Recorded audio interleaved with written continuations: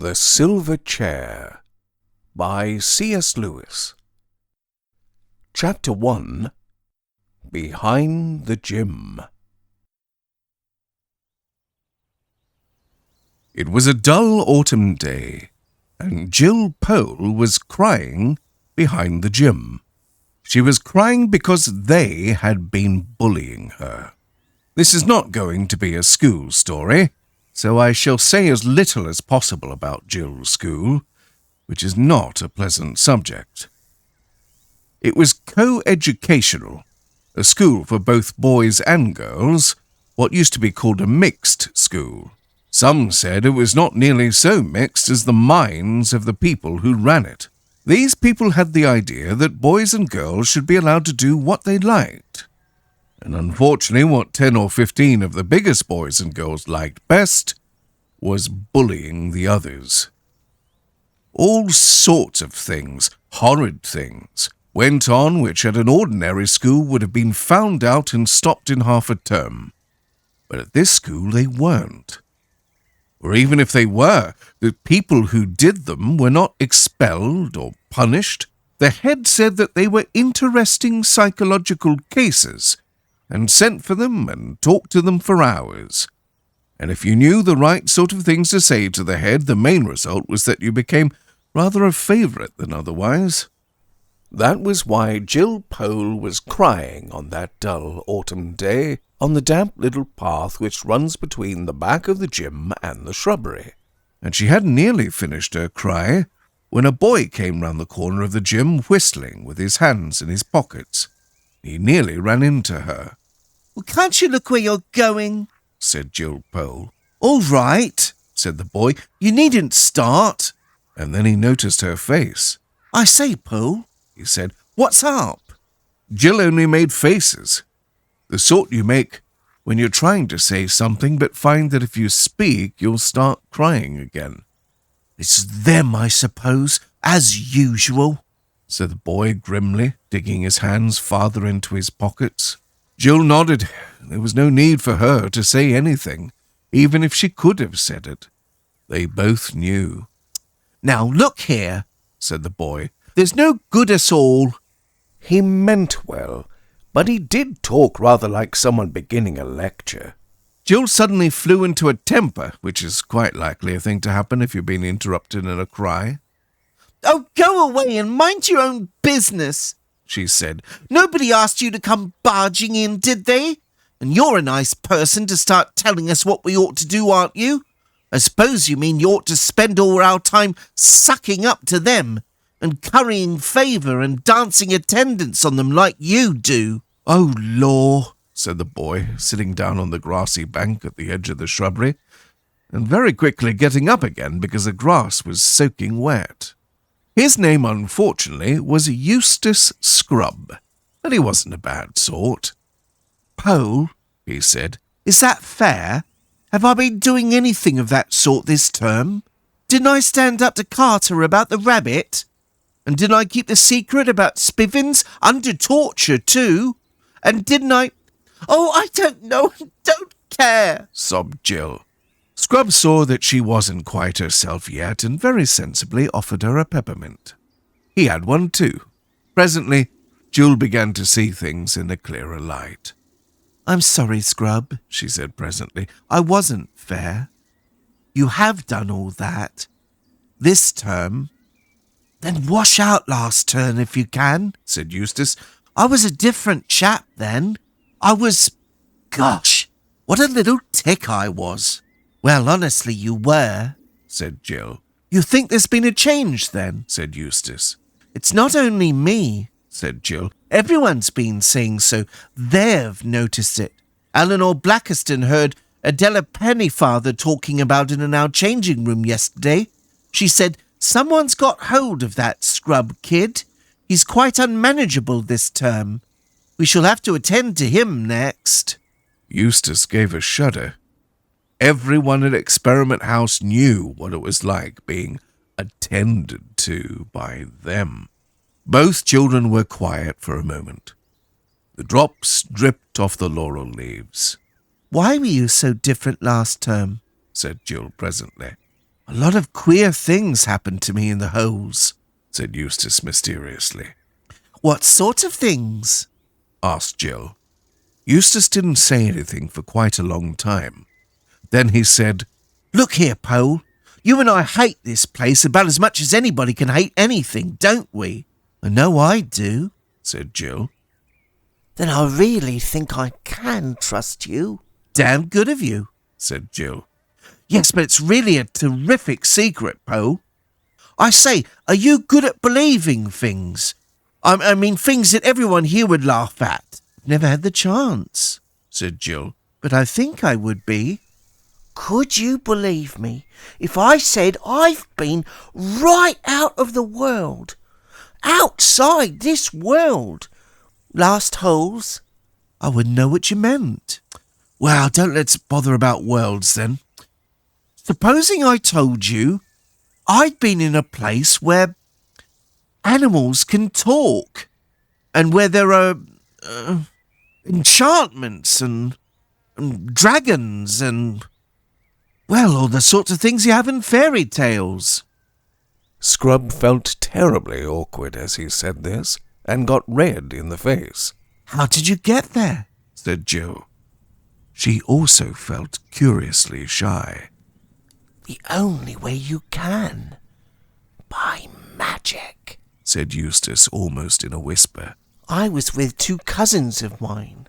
We were just whisked away. They'd been there before. Now that they were talking in whispers, Jill somehow felt it easier to believe. Then suddenly a horrible suspicion came over her, and she said so fiercely that for a moment she looked like a tigress, If I find you been pulling my leg, I'll never speak to you again. Never, never, never. I'm not, said Eustace. I swear I'm not. I swear by everything. When I was at school, one would have said, I swear by the Bible. But Bibles were not encouraged at Experiment House. All right, said Jill. I'll believe you. And tell nobody? What do you take me for?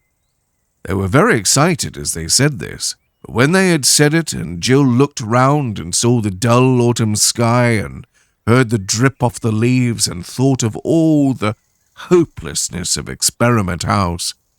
It was a 13-week term and there was still 11 weeks to come. She said, But after all, what's the good? We're not there. We're here. And we jolly well can't get there. Or can we? That's what I've been wondering, said Eustace. When we came back from that place, someone said that the 2 Pevensie kids, that's my 2 cousins, could never go there again. It was their 3rd time, you see. I suppose they'd had their share. But he never said I couldn't. Surely he would have said so, unless he meant that I would get back. And I can't help wondering, can we? Could we? Do you mean do something to make it happen?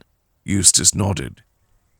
You mean we draw a circle on the ground and write queer letters in it and stand inside it and recite charms and spells? Well, said Eustace after he'd thought hard for a bit, I believe that was the sort of thing I was thinking of, though I never did it.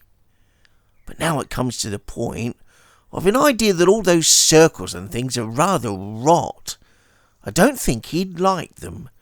It would look as if we thought we could make him do things. But really, we can only ask him. Who is this person you keep on talking about? They call him Aslan in that place, said Eustace. What a curious name. Not half so curious as himself, said Eustace solemnly. But let's get on. It can't do any harm just asking. Let's stand side by side like this, and we'll hold out our arms and in front of us with our palms down like they did in Ramindoo's Island. Whose island? I'll tell you about that another time. And he might like us to face east. Let's see, where is the east? I don't know, said Jill. That's an extraordinary thing about girls. They never know the points of the compass, said Eustace. You don't know either, said Jill indignantly. Yes, I do, if only you'd stop interrupting. I've got it now. That's the east, facing up towards the laurels. Now, will you say the words after me? What words? Asked Jill. The words I'm going to say, of course, answered Eustace. Now. And he began. Aslan, Aslan, Aslan, Aslan, Aslan, Aslan, repeated Jill. Please let us two go into... But at that moment, a voice from the other side of the gym was heard shouting, Pearl? Yes, I know where she is. She's blubbing behind the gym. Shall I fetch her out? Jill and Eustace gave one glance at each other, dived under the laurels, and began scrambling up the steep, earthy slope of the shrubbery at a speed which did them great credit. Owing to the curious methods of teaching at Experiment House, one did not learn much French or maths or Latin or things of that sort, but one did learn a lot about getting away quickly and quietly when they were looking for one. After a minute's scramble, they stopped to listen, and knew by the noises they heard that they were being followed. If only the door was open again, said Scrub, as they went on, and Jill nodded. For at the top of the shrubbery was a high stone wall, and in that wall a door, by which you could get out to open moor. This door was nearly always locked, but there had been times when people had found it open, or perhaps there had only been one time. But you may imagine how the memory of even one time kept people hoping and trying the door, for if it should happen to be unlocked, it would be a splendid way of getting outside the school grounds without being seen. Jill and Eustace, now both very hot and very grubby, from going along bent almost double under the laurels, panted up to the wall, and there was the door, shut as usual. It's sure to be no good, said Eustace, with his hand on the handle, and then, Oh, by gum! For the handle turned, and the door opened. A moment before, both of them had meant to get through that doorway in double-quick time, if by any chance the door was not locked, but when the door actually opened, they both stood stock still, for what they saw was quite different from what they had expected. They had expected to see the grey, heathery slope of the moor going up and up to join the dull autumn sky. Instead, a blaze of sunshine met them. It poured through the doorway as the light of a June day pours into a garage when you open the door. It made the drops of water on the grass glitter like beads and showed up the dirtiness of Jill's tear-stained face. And the sunlight was coming from what certainly did look like a different world. What they could see of it, they saw smooth turf, smoother and brighter than Jill had ever seen before, and blue sky, and darting to and fro things so bright they might have been jewels or huge butterflies. Although she had been longing for something like this, Jill felt frightened. She looked at Scrub's face and saw that he was frightened too. Come on, Pearl, he said in a breathless voice. Can we get back?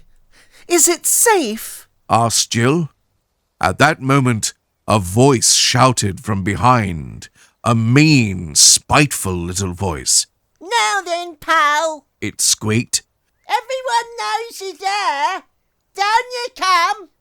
It was the voice of Edith Jackal, not one of them herself, but one of their hangers-on and tale-bearers. Quick, said Scrub. Here, hold hands. We mustn't get separated. But before she quite knew what was happening, he had grabbed her hand and pulled her through the door. out of the school grounds, out of England, out of our whole world, into that place. The sound of Edith Jackal's voice stopped as suddenly as the voice on the radio when it switched off. Instantly, there was a quite different sound all around them. It came from those bright things overhead, which now turned out to be birds. They were making a riotous noise, but it was much more like music, rather advanced music, which you don't quite take in at the first hearing, than bird songs ever are in our world. Yet, in spite of the singing, there was a sort of background of immense silence. That silence, combined with the freshness of the air, made Jill think that they must be on top of a very high mountain. Scrub still had her by the hand, and they were walking forward, staring about them on every side. Jill saw that huge trees, rather like cedars but bigger, grew in every direction. But as they did not grow close together, and as there was no undergrowth, this did not prevent one from seeing a long way into the forest to left and right. And as far as Jill's eyes could reach, it was all the same. Level turf, darting birds with yellow or dragonfly blue or rainbow plumage, blue shadows, and emptiness. There was not a breath of wind in that cool, bright air. It was a very lonely forest. Right ahead, there were no trees, only blue sky. They went straight on without speaking, till suddenly Jill heard Scrub say, "Look out!" and felt herself jerked back. They were at the very edge of a cliff. Jill was one of those lucky people who have a good head for heights. She didn't mind in the least standing on the edge of a precipice. She was rather annoyed with Scrub for pulling her back. "Just as if I were a kid," she said, and she wrenched her hand out of his. When she saw how very white he had turned, she despised him. "What's the matter?" she said, and to show that she was not afraid, she stood very near the edge indeed. In fact, a good deal nearer than even she liked. Then she looked down. She now realized that Scrub had some excuse for looking white, for no cliff in our world could be compared with this. Imagine yourself at the top of the very highest cliff you know. Imagine yourself looking down to the very bottom, and then imagine that the precipice goes on below that, as far again, 10 times as far, 20 times as far. And when you've looked down all that distance, imagine little white things that might at first glance be mistaken for sheep, but presently you realize that they are clouds. Not little wreaths of mist, but the enormous, white, puffy clouds, which are themselves as big as most mountains. And at last, in between those clouds, you get your first glimpse of the real bottom, so far away that you can't make out whether it's field or wood or land or water. Farther down below those clouds than you are above them. Jill stared at it. Then she thought perhaps, after all, she would take a step back, a foot or so from the edge, but she didn't like to for fear of what Scrub would think. Then she suddenly decided she didn't care what he thought, and that she would jolly well get away from that horrible edge and never laugh at anyone for not liking heights again. When she tried to move, she found she couldn't. Her legs seemed to have turned into putty. Everything was swimming before her eyes. "What are you doing, Poe? Come back, blithering little idiot!"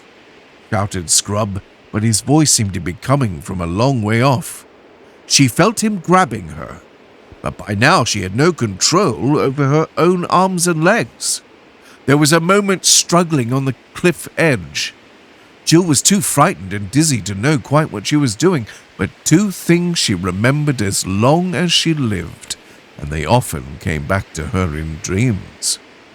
One was that she had wrenched herself free of Scrub's clutches. The other was that at the same moment, Scrub himself, with a terrified scream, had lost his balance and gone hurtling to the depths. Fortunately, she was given no time to think over what she had done.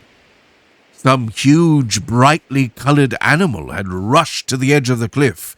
It was lying down, leaning over, and, this was the odd thing, blowing.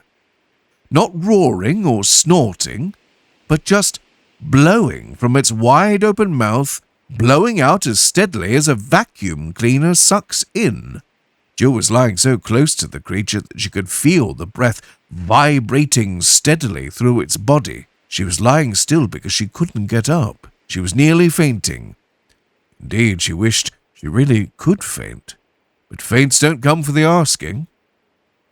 At last she saw, far away below her, a tiny black speck floating away from the cliff and slightly upwards.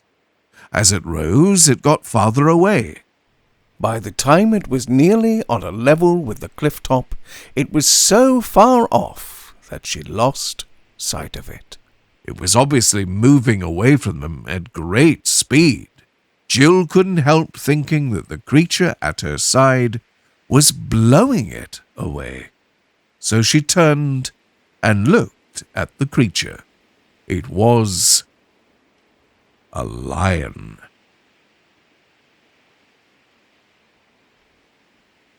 Chapter 2. Jill is given a task.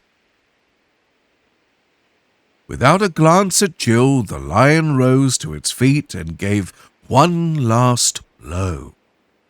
Then, as if satisfied with its work, it turned and stalked slowly away, back into the forest. Must be a dream.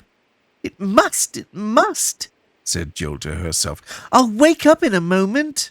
But it wasn't, and she didn't. I do wish it'd never come to this dreadful place, said Jill. I don't believe Scrub knew any more about it than I do. Or if he did, he had no business to bring me here without warning me what it's like. It's not my fault that he fell over that cliff. If he'd left me alone, we should both be all right. Then she remembered again the scream that Scrub had given when he fell, and burst into tears.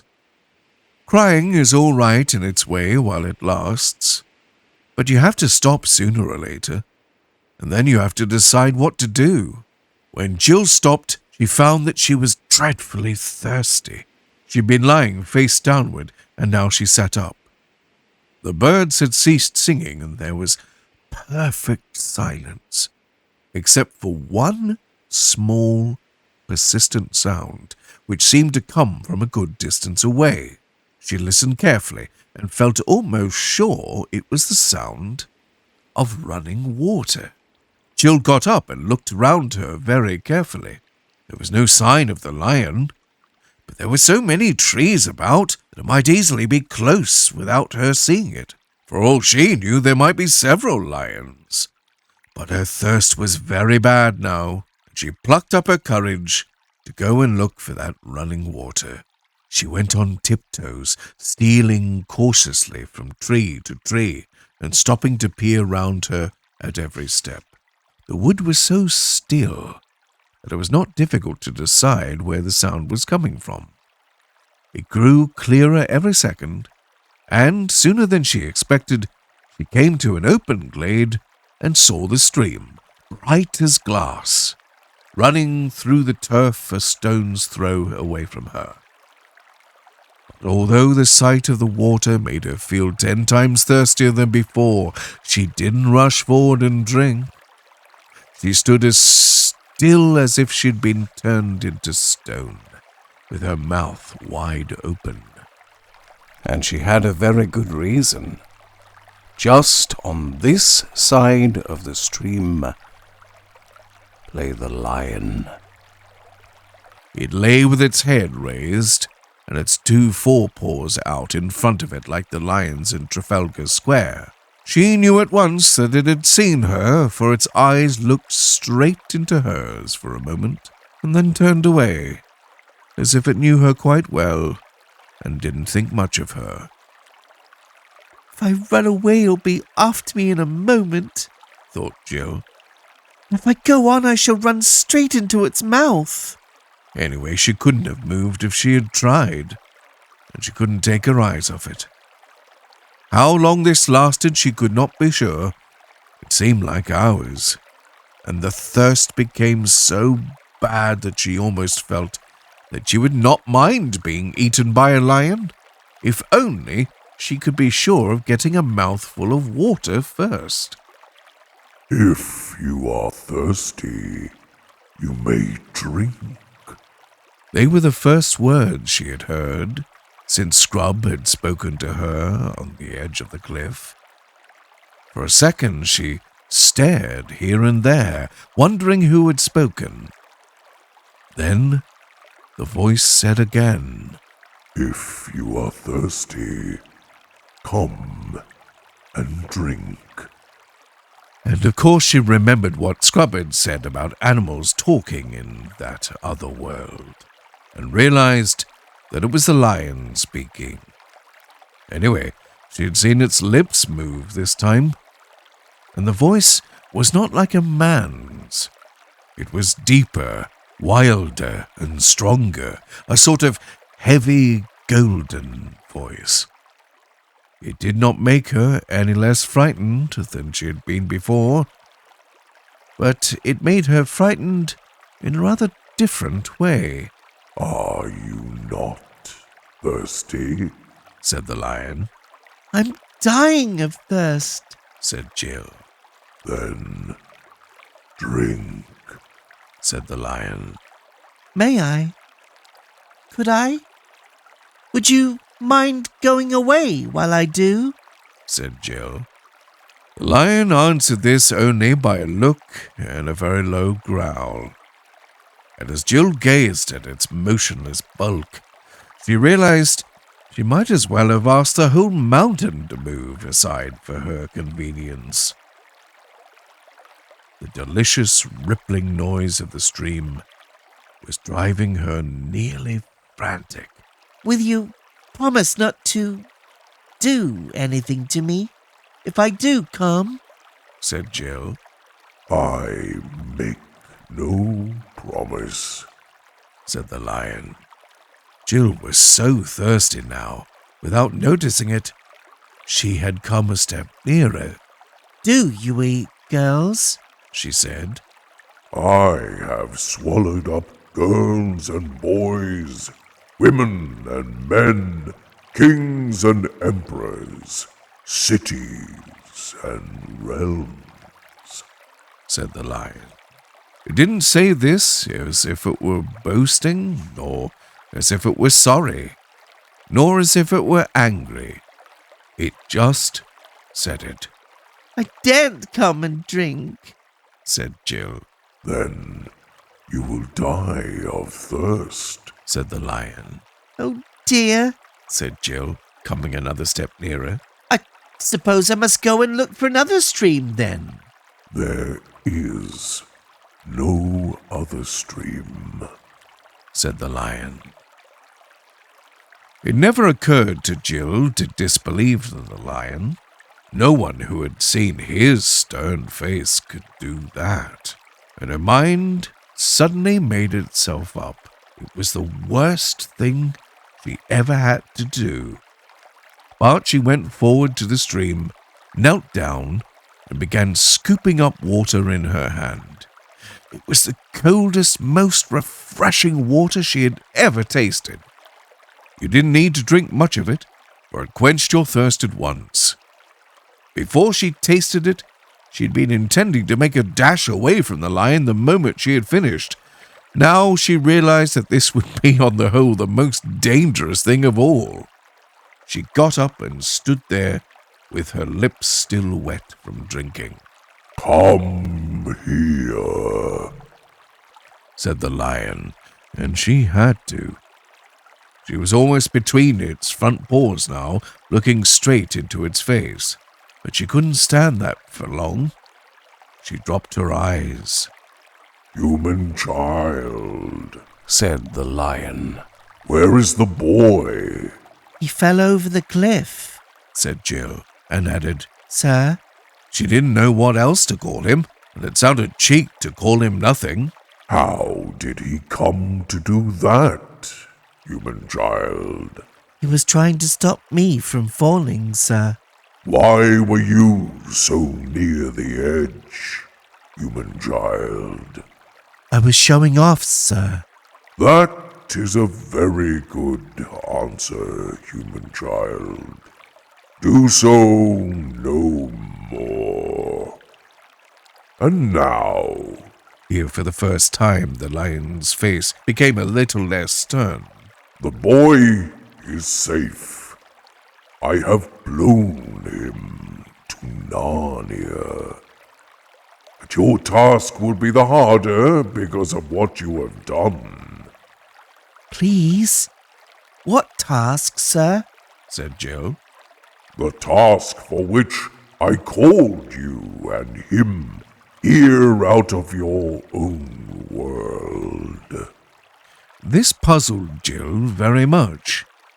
It's mistaking me for someone else. She thought. She didn't dare to tell the lion this, though she felt things would get into dreadful muddle unless she did. Speak your thought, human child. Said the lion. Scrub said we were to call to somebody. It was a name I wouldn't know. And perhaps the somebody would let us in. And we did. And then we found the door open. You would not have called to me unless I had been calling to you. Said the lion. Then you are somebody, sir? Said Jill. I am. And now, hear your task. Far from here in the land of Narnia, there lives an aged king who is sad because he has no prince of his blood to be king after him. He has no heir because his only son was stolen from him many years ago. And no one in Narnia knows where that prince went or whether he is still alive. But he is. I lay on you this command, that you seek this lost prince until either you have found him and brought him to his father's house, or else died in the attempt, or else gone back into your own world. How, please? Said Jill. I will tell you, child. Said the lion. These are the signs by which I will guide you in your quest. First, as soon as the boy Eustace sets foot in Narnia, he will meet an old and dear friend. He must greet that friend at once. If he does, you will both have good help. Second, you must journey out of Narnia to the north till you come to the ruined city of the ancient giants. Third, you shall find a writing on a stone in that ruined city. You must do what the writing tells you. Fourth, you will know the lost prince if you find him by this. that he will be the first person you have met in your travels who will ask you to do something in my name. In the name of Aslan. As the lion seemed to have finished, Jill thought she should say something, so she said, Thank you very much. I see. Child, said Aslan in a gentler voice than he had yet used. perhaps you do not see quite as well as you think. But the first step is to remember. Repeat to me in order the 4 signs. Jill tried and didn't get them quite right. So the lion corrected her and made her repeat them again and again till she could say them perfectly. He was very patient over this, so that when it was done, Jill plucked up courage to ask, Please, how am I to get to Narnia? On my breath, said the lion. I will blow you into the west of the world, as I blew Eustace. Shall I catch him in time to tell him the first sign? I suppose it won't matter. If he sees an old friend, he's sure to go to speak to him, isn't he? You will have no time to spare, said the lion. That is why I must send you at once. Come, walk before me to the edge of the cliff. Jill remembered very well that if there was no time to spare, that it was her own fault. If I hadn't made such a fool of myself, Scrub and I would have been going together, and he'd have heard all the instructions as well as me, she thought. So she did as she was told. It's very alarming walking back to the edge of the cliff, especially as the lion did not walk with her, but behind her, making no noise on his soft paws. But before long she had got anywhere near the edge, the voice behind her said, Stand still. In a moment I will blow. But first, remember the signs. Say them to yourself when you wake them in the morning, and when you lie down at night, and when you wake in the middle of the night. And whatever strange things may happen to you, let nothing turn your mind from following the signs. And secondly, I give you a warning. Here on the mountain I have spoken to you clearly. I will not often do so down in Narnia. Here on the mountain the air is clear, and your mind is clear. As you drop down into Narnia, the air will thicken. Take great care that it does not confuse your mind. And the signs which you have learned here will not look at all as you expect them to look when you meet them there. That is why it is so important to know them by heart, and to pay no attention to appearances. Remember the signs and believe the signs. Nothing else matters. And now, daughter of Eve, farewell. The voice had been growing softer towards the end of this speech, and now it faded away altogether. Jill looked behind her. To her astonishment, she saw the cliff already more than 100 yards behind her, and the lion himself a speck of bright gold on the edge of it.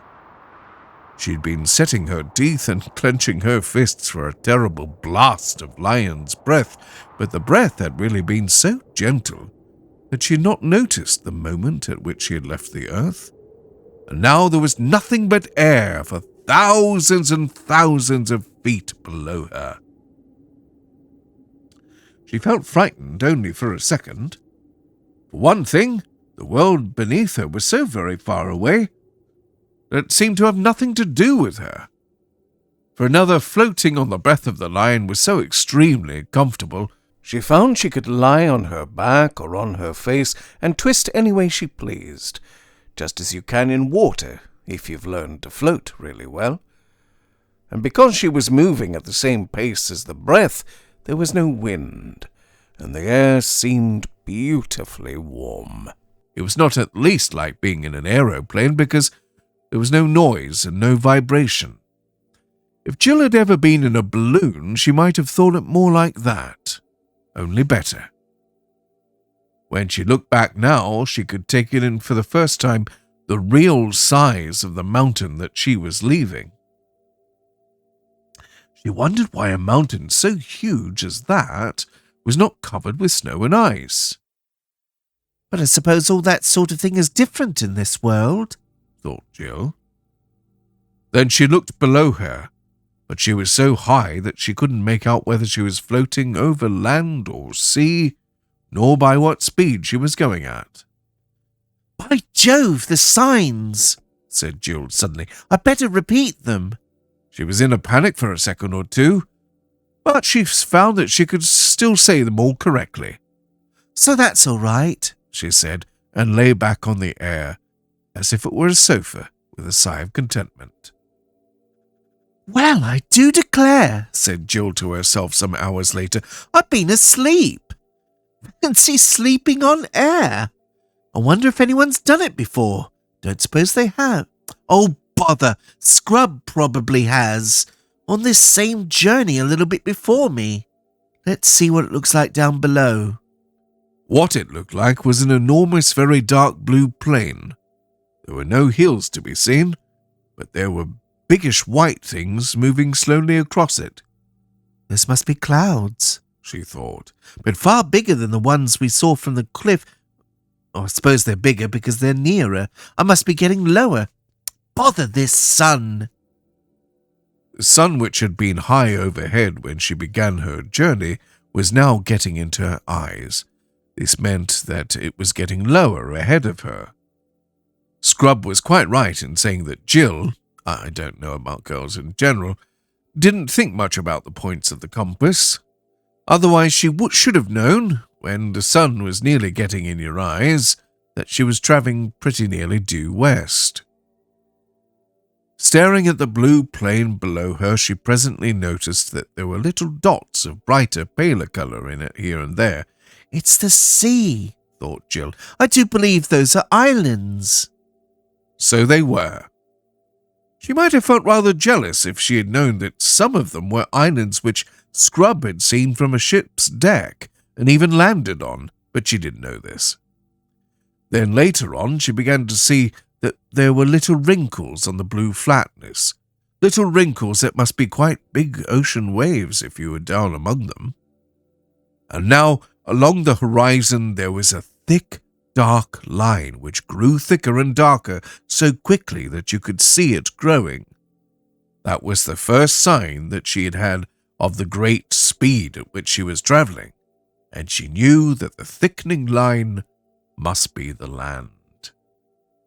Suddenly from her left, for the wind was in the south, a great white cloud came rushing towards her, this time on the same level as herself.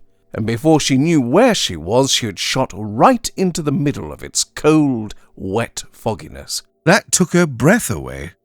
But she was in it only for a moment. She came out blinking in the sunlight and found her clothes wet. She had on a blazer and sweater and shorts and stockings and pretty thick shoes. It had been a muddy sort of day in England. She came out lower than she had gone in, and as soon as she did so, she noticed something which I suppose she ought to have been expecting, but which came as a surprise and a shock. It was noises. Up till then, she had travelled in total silence. Now, for the first time, she heard the noise of waves and the crying of seagulls. And now, too, she smelled the smell of the sea. There was no mistake about her speed now. She saw two waves meet with a smack, and a spout of foam go up between them. But she had hardly seen it before it was 100 yards behind her. The land was getting nearer at a great pace. She could see mountains far inland, and other nearer mountains on her left. She could see bays and headlands, woods and fields, stretches of sandy beach. The sound of waves breaking on the shore was growing louder every second, and drowning the other sea noises. Suddenly the land opened right ahead of her. She was coming to the mouth of a river. She was very low now, only a few feet above the water. A wave-top came against her toe, and a great splash of foam spurted up, drenching her nearly to the waist. Now she was losing speed. Instead of being carried up the river, she was gliding into the riverbank on her left. There were so many things to notice that she could hardly take them all in. A smooth green lawn, a ship so brightly coloured that it looked like an enormous piece of jewellery, towers and battlements, banners fluttering in the air, a crowd, gay clothes, armour, gold, swords, a sound of music. But this was all jumbled. The first thing that she knew clearly, that she had alighted, and she was standing under a thicket of trees, close to the riverside, and there, only a few feet away from her, was Scrub. The first thing she thought was how very grubby and untidy and generally unimpressive he looked. And the second was, how wet I am.